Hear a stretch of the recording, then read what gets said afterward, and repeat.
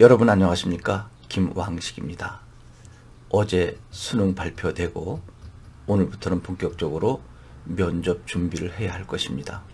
물론 1차 합격하고 난 다음에 면접을 해야 하겠다라고 생각하는 학생들도 있을 것입니다. 충분히 이해할 수 있습니다. 1차가 합격되지도 않았는데 어떻게 면접을 준비할 수 있느냐고요. 그러면 제가 묻겠습니다. 1차 합격하기 전에 여러분들은 무엇을 하시겠습니까? 수능 준비를 다시 하는 것도 아니고 내신 준비도 아닙니다. 여러분들이 교대를 가겠다고 작정했으면 지금 이 순간부터 면접 준비를 해야 합니다. 면접 준비를 어떻게 해야 하느냐 하는 부분을 여러분들과 의논하려고 합니다.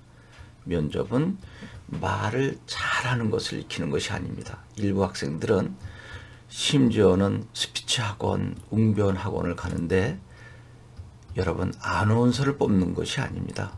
제가 칠판에 적어놓은 것처럼 발표가 아니라 대화가 바로 교대에서 요구하는 면접입니다. 앞에 계신 면접관, 즉 교수님과 차근차근 대화하는 것입니다. 물론 주어진 문제를 받고 여러분들의 내용을 파악한 이후에 저는 이 문제에 대하여 이렇게 생각했습니다 라고 차근차근 말씀드려서 앞에 계신 교수님께서 이 녀석이 이러한 생각을 가지고 있구나. 그래, 이 학생이 우리 교육대학에 오게 되면 동료들하고도 잘 지내고 또 교수님 존경하고 4년 후에 교단에 섰을 때 따뜻한 가슴으로 학생들을 가르칠 수 있겠구나라고 하는 생각이 들게 하는 것입니다. 그러려면 어떻게 되겠습니까? 제가 늘 강조하는 것처럼 대화하는 과정 속에 여러분들은 겸손한 모습을 지녀야 한다는 것입니다. 그렇다고 겸손한 모습을 끝까지 지니라는 것이 아니라 이 겸손 속에는 여러분 나름대로의 교사에 대한 열정을 내포하고 있어야 된다는 것입니다. 우리가 열정 그러면 큰 목소리로 씩씩한 행동이 보여지는 것이 열정이라고 생각하는데 저는 그렇게 생각하지 않습니다. 뜨거운 가슴이죠. 내가 교사가 되겠다라고 하는 강력한 의지를 매우 침착하게 겸손하게 대화를 통해서 보여드리는 거죠. 그리고 교수님과의 대화하는 과정 속에 여러분 교수님을 정확하게 바라보고 반응할 수 있어줘야 됩니다. 그것이 바로 뭘까요? 제가 가장 강조하는 부분입니다. 대화를 하는데 겸손한 모습으로 해야 되고 또 겸손한 모습이 계속 지나치게 되면 열정이 없는 것처럼 보이게 돼서 내가 얼마나 초등교사가 되고 싶은지 강렬한 의지를 중간중간에 보여야 되는 것, 그것이 바로 열정인데 그것은 여러분들의 입모습 또는 눈모습 이런 데서 결연한 의지가 보여지는 거죠. 그러면서 교수님께서 중간중간 말씀하시는 부분에 여러분들은 경청하는 자세를 보여야지. 교수님 말씀하시는데 여러분이 발표할 생각, 준비한 것만 생각하고 다른 데를 바라본다든지 교수님 빨리 이야기 끝났으면 좋겠다. 내가 준비한 걸 이야기해야지 라고 하는 눈치를 주게 되면 아마 마이너스 요인이 아닐까 생각합니다. 그래서 제가 교대 면접에서 가장 중요한 것은 예상 문제를 생각해 보긴 하는데 거기에 모범 답안을 나름대로 만들어서 암기하지 말라는 것, 이것이 제가 가장 중요하게 여러분들께 강조하는 것입니다. 예상 문제 충분히 생각해 볼 수 있지 않습니까? 그런데 거기에 대한 답안을 작성해서 암기하지 말라는 것입니다. 키워드만 가지고 여러분들이 나름대로 스토리텔링해서 교수님께 말씀드리는데 그 스토리텔링에서 말씀드리는 과정에 5단 논법을 제가 여러분에게 알려주었던 것입니다. 제가 교수님께 부여받은 문제는 이건데 이것을 말씀드리겠습니다. 간단하게 이야기하고 저는 이 문제에 대하여 이렇게 생각합니다. 첫 단계죠. 왜냐하면 이러이러한 이유와 근거가 있기 때문입니다. 라고 이유 근거를 대주고 세 번째 단계에서는 물론 조금 전에 제가 이야기한 부분이 모두 옳은 것은 아니고 여기에는 또 다른 좋은 견해가 제기될 수 있다라고 나의 의견을 양보하고 상대 의견을 수렴하는 정도의 여유를 보이는 것도 좋습니다. 그러면 교수님께서 그래 1번, 2번 단계에서 너의 주장과 의견은 잘 들었는데 3번에 와서 물론 속에 너의 의견을 양보하고 너 말고 다른 사람의 좋은 의견이 있다고 한다면 1, 2번의 너의 주장 그리고 이유 근거는 소용없는 것 아니겠는가라고 하는 생각을 1초, 2초 정도에 하시게 될 겁니다.